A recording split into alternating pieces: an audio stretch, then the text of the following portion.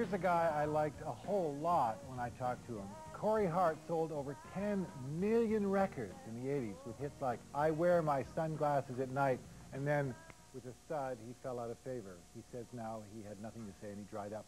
Well, now he's back with a new CD, inspired in part by his marriage and a new baby, and it's earned him a Juno nomination for Best Male Vocalist. That award ceremony will be broadcast this Sunday on CBC TV. Here's a bit of the conversation I had with this delightful man about his return to music.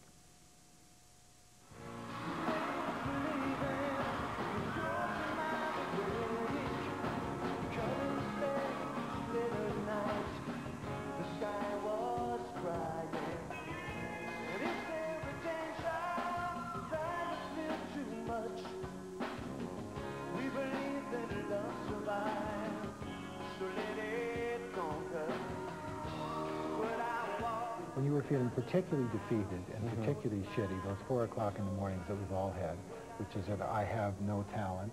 Finally, people have caught up to what I have always assumed about myself. I don't know if you've ever thought that, but some people have.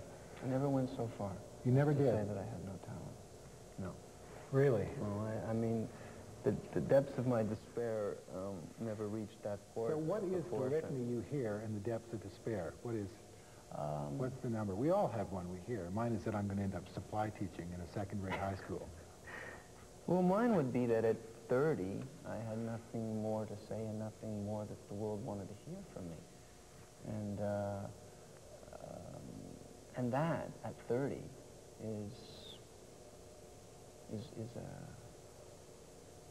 it's burdensome and it's also frightening.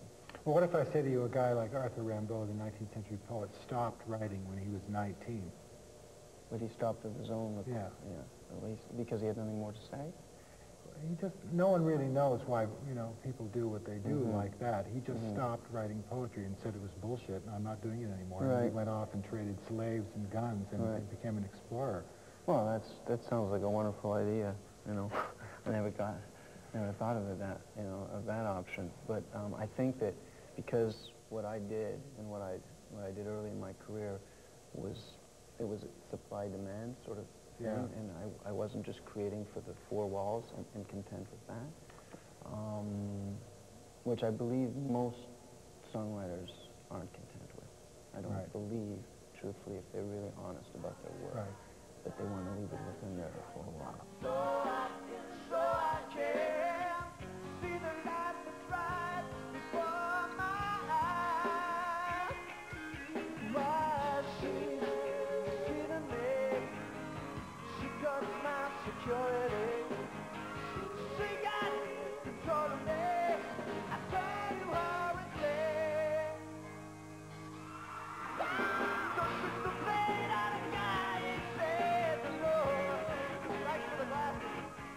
And there's an interesting anecdote that I'd heard was so true to me, was that Richard Harris, the actor, was drunk in stupor, lying on the cobblestones in London somewhere, and he was after a party, and the policeman came over to him and recognized him and said, "Mr. Harris, I've got to take you home." And he's breathing alcohol on the policeman, and he's drunk out of his mind, and he stands up and he says, "I'm not going anywhere." He says, "Eventually my home will come back to me right here." And it just struck me as that's what it is. If I stay true to who I am, if I stay true to what I believe in, given the good and the bad days of it all, which is inherent in all of us, I believe that if we call success sunlight, that it would come back to me again. Yeah. And if it didn't, I can't project what will happen and what will be. What will be. But it isn't my oxygen like a lot of artists. Right, that's what I was asking politely, if in fact you are finished when the applause stops. No, it isn't. Because there are musicians who say, I heard one recently say, if I were a well-adjusted human being, I wouldn't feel compelled to create in the first place. The act of creation is in fact an admission of something being incomplete. There's some truth to that. But we're all in the pursuit of filling the pot, so to speak.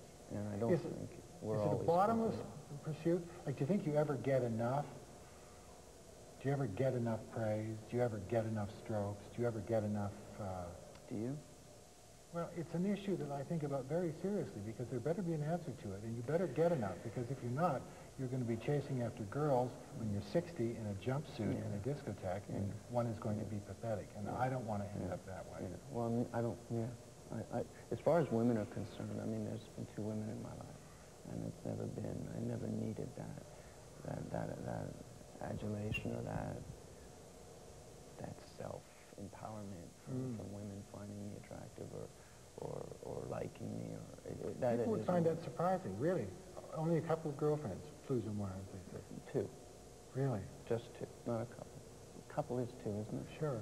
2 women. Right. 2 women. So a monogamous guy. Yeah. Uncharacteristic in your profession. Yeah. Boy, somebody must have been real good to you when you were a kid, you know. I guess it was my mom.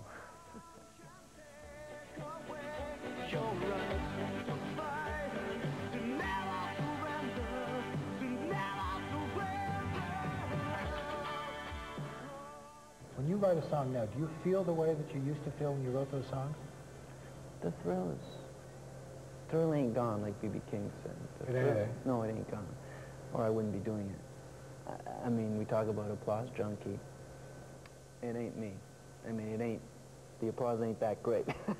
It's got to come, I mean, I've got to feel that special, unbelievable, like, it's an epiphany to write a song, and to write a song that was never there on that piece of paper before, and suddenly it's there, and I like it.